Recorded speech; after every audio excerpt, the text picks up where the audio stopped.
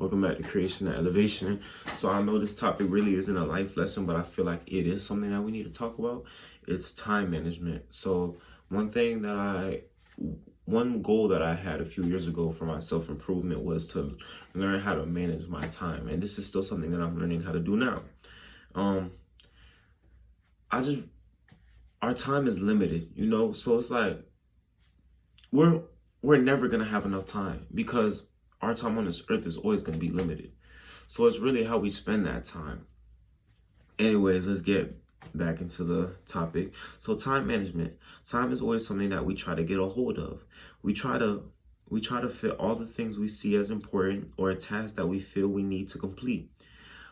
We wish we had more time, so we do things we believe save time, but this freed up time is then filled up with other new tasks, causing us to get stuck in the cycle of feeling like we aren't using our time wisely. So this is a very common phenomenon. So us as people, we make all these adjustments to manage our time. So we wake up early, or we complete something, or we get something out the way first, right? At the end of the day, that freed up time, like people meal prep so they don't have to cook during the day.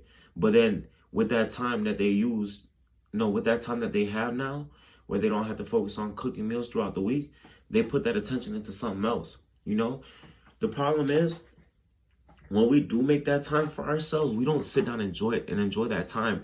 We put more tasks, we drop more things on ourselves. And I think it's because we have an unrealistic expectation of what we can do in 24 hours. And the thing is, we don't even have a full 24 hours. Some of us, we have 12 hours in a day. Some of us, we have 17. We don't really have that 24 hours. We can't stay awake for the whole 24 hours and just do work and stuff. Well, not optimally. You could do that, but I don't think you're going to operate properly. In a world where we feel as if we have to constantly be doing something productive, we forget to acknowledge the fact that our time here is limited. Because of this limited time and endless amount of possibilities, we find ourselves jumping from one thing to another. Every choice you make in life comes with a sacrifice. When you choose to go out with friends instead of working out, yes, you are building a bond, but you could also be building a bond at that gym. So it's crazy because we have limited time, but we have endless possibilities. And I think that's the curse of abundance. Abundance is a good thing, but too much abundance can overload you, because there's a point where you have so much abundance and so many choices that you become a procrastinator. It's because you're like, oh, I could do this, I could do that, I could do this, I could do that. And it really puts you in a standstill, like, oh, because like, have you ever thought of going somewhere? Like, okay, you get invited here, but you could go over here. And you're like, but if I go over here, I could do this. And then you're like, but The thing is, you'll always have to make sacrifices.